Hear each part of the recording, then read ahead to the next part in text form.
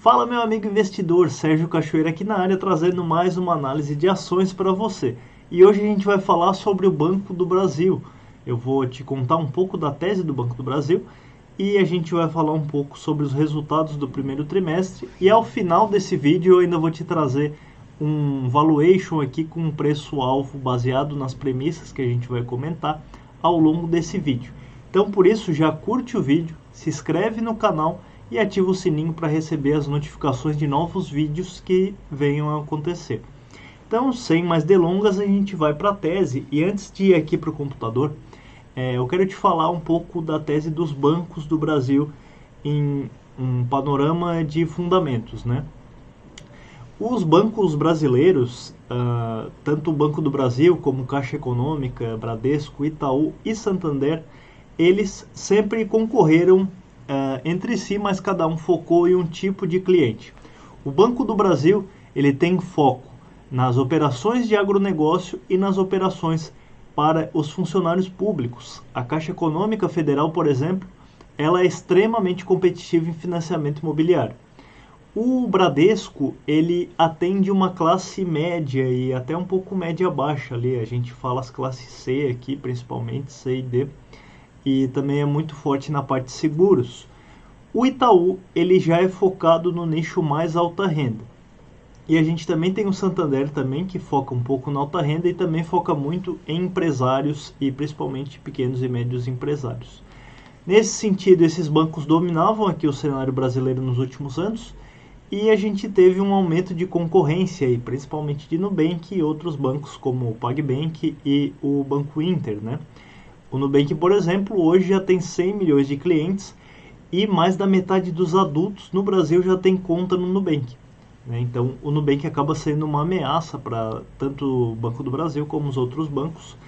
Então, dando esse pano de fundo, o Banco do Brasil ele é um banco, logicamente, criado lá na época de Dom Pedro, já é um banco mais antigo, mas que vem se revitalizando para enfrentar essa concorrência.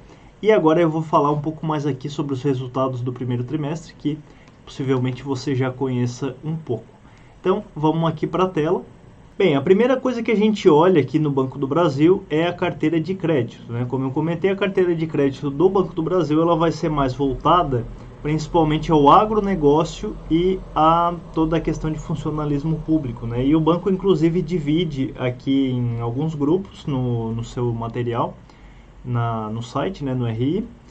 E a carteira de crédito aqui do banco, ela teve um aumento anual de 9,5%. Um grande aumento quando a gente fala de uma carteira gigantesca aqui, quase atingindo aí R$1 trilhão, né? Quando a gente fala esse número, realmente a gente tem a dimensão do que é o Banco do Brasil. Por que essa carteira de crédito teve essa alta tão forte, né? O destaque positivo foi o agronegócio, que cresceu ali pouco mais de 12%, e também o segmento das empresas, que cresceu quase 11%. Perfeito? Essas são as considerações sobre carteira de crédito. Quando a gente olha em termos aqui de receita líquida de juros, né, a receita que o banco aufere aí com os juros, o Banco do Brasil ele conseguiu um aumento ainda mais forte de 21,6%, devido principalmente a receitas de crédito, receitas de tesouraria. Porém, uma coisa que a gente tem que avaliar aqui nesse resultado é que o Banco do Brasil, ele tem uma subsidiária chamada Banco Patagônia, que é um banco da onde? Lá da Argentina. Esse banco, e a Argentina também, né, ele está passando por uma volatilidade enorme de resultados devido a circunstâncias graves que passa a economia argentina. O novo presidente ele tem uma tese muito mais de ir direto ao ponto, né, sem meias palavras, para resolver o problema. Então isso cria uma volatilidade aqui no resultado das receitas líquidas de juros do Banco Patagônia, o que tem afetado, já foi tanto positivo como negativo aqui nos resultados do Banco do Brasil. Bem, falando um pouco de inadimplência, a inadimplência consolidada ficou em 2,9%, estável ali com relação ao quarto trimestre. E o que a gente tem visto, né, em termos de inadimplência, também falando de forma mais genérica? O Banco do Brasil ele tem um público que acaba sendo muito mais resiliente que o Banco do Bradesco, por exemplo, né? O Banco Bradesco, como a gente comentou, ele trabalha com as classes média e mais baixa, que estão em um período de taxas de juros muito altas e isso acaba reduzindo ali a renda disponível dessas famílias. Por isso há um aumento da inadimplência. E o Banco Bradesco ele teve uma outra estratégia, né, de conceder sim esses empréstimos, acabou aumentando muito a sua inadimplência e isso se revelou em maus resultados subsequentes. O Itaú, por outro lado, ele focou, investiu muito em tecnologia e teve um ótimo controle da inadimplência dele, né, tendo uma operação de crédito mais voltada ao cara de alta renda, né? E o Banco do Brasil, eu diria que ele ficou nesse meio termo aí, com um cliente também bastante resiliente, vem reportando aí uma inadimplência bastante tranquila. Coisas para se ficar atento na tese aqui e nesse ponto de inadimplência no Banco do Brasil. Os efeitos advindos do El Niño, né? Como a gente viu, no início do ano, né, até meados do ano, a gente tinha poucas chuvas lá no Mato Grosso, em toda essa questão de agronegócio, que eu comentei para vocês que o Banco do Brasil é muito forte para esse empréstimo ao fazendeiro, né, ao cara da agropecuária que vive lá em Mato Grosso, por exemplo, e acabou se tendo uma safra bastante ruim nesse ano. Além disso, a gota d'água, por exemplo, foi o último caso agora no Rio Grande do Sul, que com as cheias também possivelmente a gente pode ter um impacto aqui na inadimplência do Banco do Brasil. Por fim, a gente pode falar um pouco do lucro aqui do Banco do Brasil, que foi de 9,3 bilhões de reais no primeiro trimestre, e quando a gente multiplica isso aqui por 4, né, a gente tem um lucro aí de pouco mais de 37 bilhões de reais, um lucro anualizado com base no resultado do primeiro trimestre. A gente tem um lucro dentro das estimativas do banco, né? Então a gente tem um lucro dentro da estimativa do banco. O Banco do Brasil ele tem um ROI aí atrativo de cerca de 21%, então bastante convidativo aí a tese do Banco do Brasil. Mas, então eu falei um pouco para você da tese macro, né? Depois a gente até falou um pouco das concorrentes. A gente viu aqui nos resultados alguns pontos de atenção, como o Banco Patagônia, como as operações lá no agronegócio. E um ponto interessante é a gente fazer um valuation disso aqui, né? É importante destacar que valuation ele vai de cada pessoa e isso aqui não é uma recomendação de compra, né? A gente está apenas fazendo uma análise da empresa, as recomendações são dadas apenas aos assinantes e aqui de qualquer forma, eu vou te explicar como é que eu fiz esse valuation aqui do Banco do Brasil.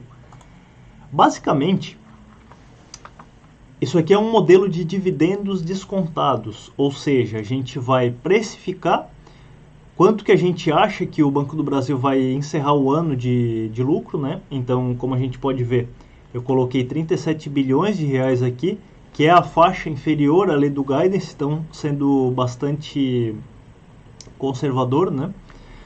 A gente coloca o número de ações e aí a gente tem o lucro por ação. Como é que funciona esse modelo? A gente sempre vai partir aqui do cenário base, né? Então, qual é o cenário base que eu estou traçando? Que o payout, ou seja, o lucro distribuído pelo Itaú aos acionistas, vai seguir de 45% ao ano ao longo do tempo, que é o nível que ele paga hoje, né? Então, também sendo bastante conservador.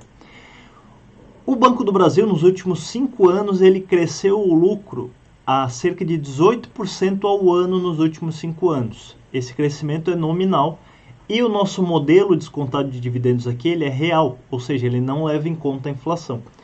Por isso, nos próximos 5 anos, eu estou sugerindo aqui, né, que o Banco do Brasil vai ter uma redução de lucros, que faz todo sentido quando a gente imagina concorrência e que o cenário não vai ser tão positivo como foi anteriormente. E a gente tem aqui para os próximos 5 anos uma perspectiva minha de que o lucro do Banco do Brasil cresça em termos reais, ou seja, além da inflação. Então, por exemplo, se a inflação no ano for 4%, a gente está dizendo que além dos 4%, o lucro vai estar crescendo 8%, né? Então, 8% ao ano nos próximos 5 anos. Depois, o lucro segue crescendo, mas a 5% ao ano nos outros 10 anos, né? E aqui a gente está falando em 2024. Os próximos 5 anos seriam 2029, os próximos 10, 2039, e depois a gente entra na perpetuidade, né?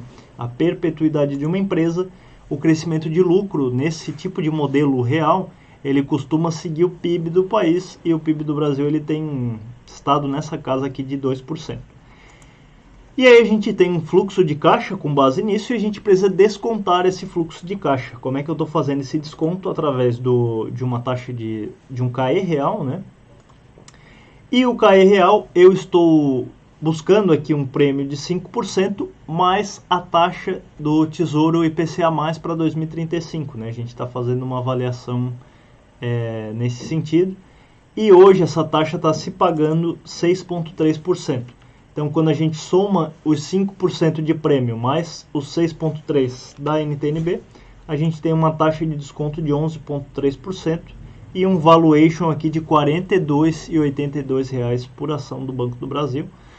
Hoje ele é negociado a cerca de R$ 25. É importante a gente falar dos lucros, né? O Banco do Brasil é uma empresa que tem o governo como um estatal bastante relevante.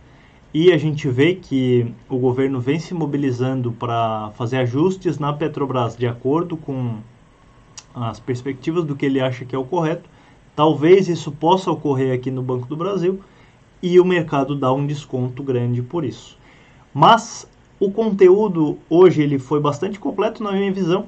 E novamente, se você gostou, dá um like no vídeo e já se inscreve no canal para não perder a próxima análise de ações de uma empresa que eu estarei trazendo. Forte abraço e bons negócios!